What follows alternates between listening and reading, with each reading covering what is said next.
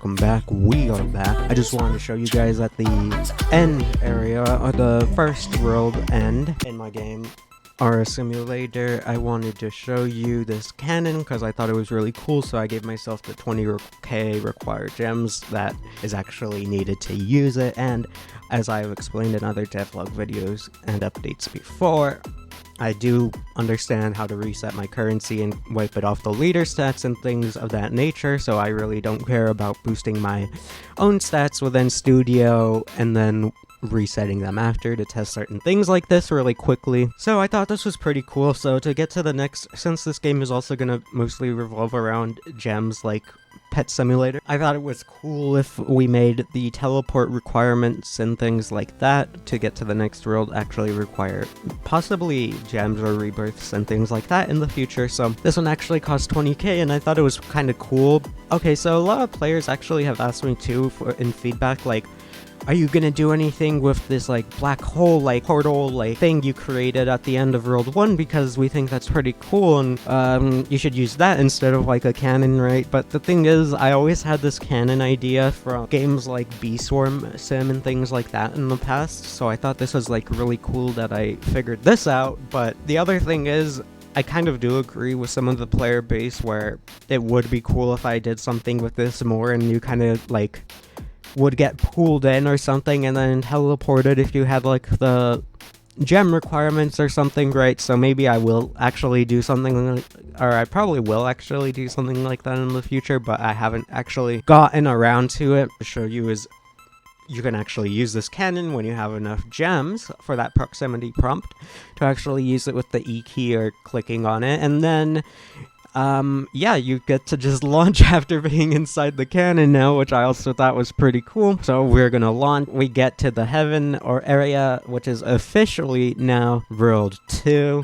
which is why you can see this coming soon sign here, because I haven't actually finished World 2 yet. But like I said, we're getting these updates out pretty fast, and this isn't the only thing I have to do all day every single day, so that is why you need to be a little patient with me. But I am also a solo developer and can work on these updates at my own time and getting things out at my own pace, which I usually try to work at a pretty quick pace for you guys and everyone on a nearly daily basis, unless I'm absolutely just swamped with things to do IRL. Anyways, I just want to show you guys that really quick because I thought that was cool. And to conclude with this devlog update, I do have the updated values and things of that nature for the new drops that you would find in the higher world, so I will show you guys the script for that really quick. So one of the things I've been mainly struggling with is the slogan for this game, if you don't know, is like roll, get dough, and grow, or something like that, right? It all rhymes, I know. So the main problem I've been having though is actually adjusting what I have as aura power value that I actually use to adjust the size of people's auras when they grow and collect things, and they'll actually continue to grow in size and get bigger, right? So, well, I'll do a quick flyby of the other areas because I know you are all curious, but this is actually going to be one of the first secrets in the game that I'm super proud of, because you need 2 players to open this door, but I'm not exactly going to be going over how to do that in this devlog update. That's a little secret for everyone, which I think is pretty cool. But we will be adding a secret aura or something like collectibles to find around the map as well.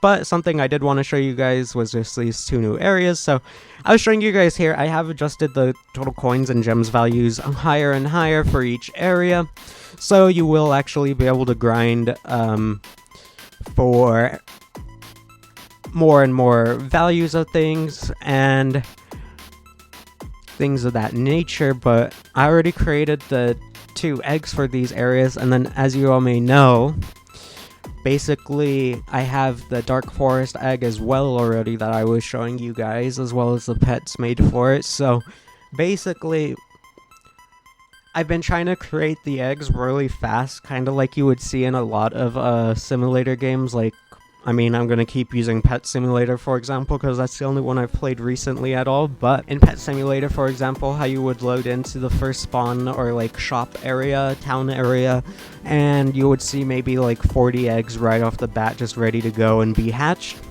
I'm sort of following a similar process with my own game, where I'll basically be doing the eggs before I have the actual areas like 100% completely ready, because then the player base will at least have things to grind towards, have things to constantly be grinding towards too, and it will be the fastest way to get updates out for me personally. That will provide content to players that I can actually do with all the other things I have to do on a daily basis.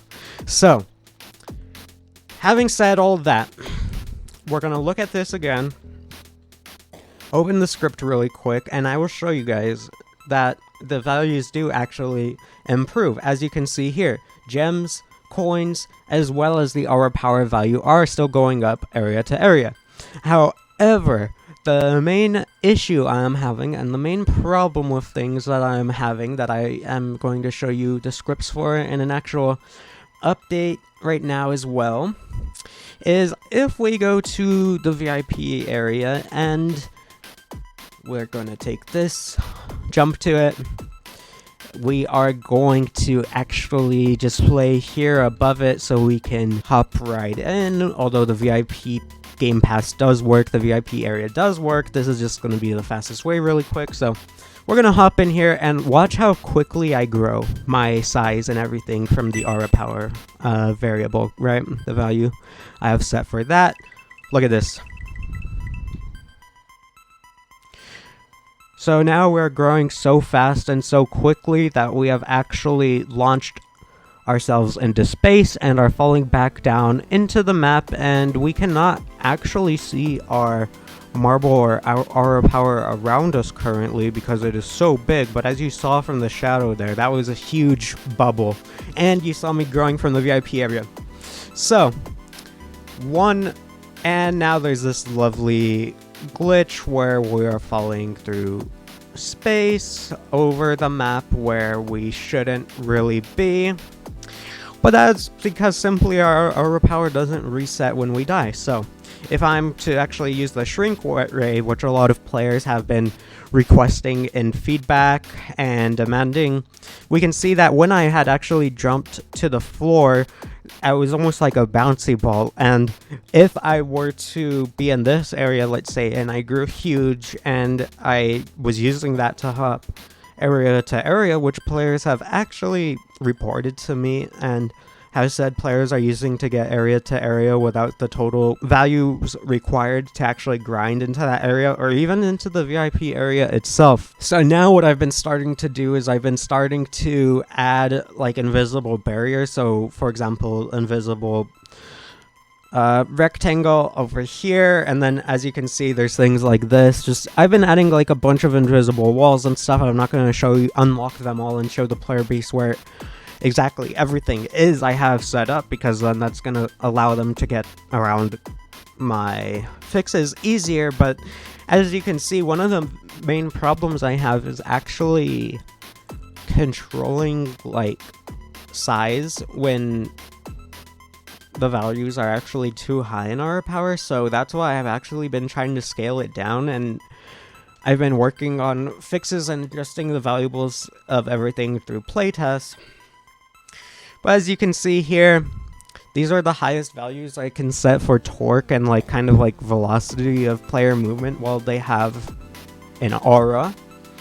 I just have it set to 888 because that seems what to be is default. But for example, we're actually going to take this aura power value and actually make it each vector 3 value XYZ divided by a further 1,000, because as you saw from the VIP area and things like that, it is actually a problem and basically creates my own problem of like, in a way, like exploiting, glitching, and cheating within my own game. So we are going to kick that value up a little bit, as I know for sure that is one of the direct main ways I can just change that quickly as like a direct toggle. So yeah, that is going to conclude this devlog update because I checked the editing or like the recording software and it said that we're over 20 minutes already, so hopefully in editing I can cut that down quite a bit. Thank you guys so much for watching. This was the R Simulator Christmas update, as I do have the working Christmas egg here for you guys, all with the correct values set already. So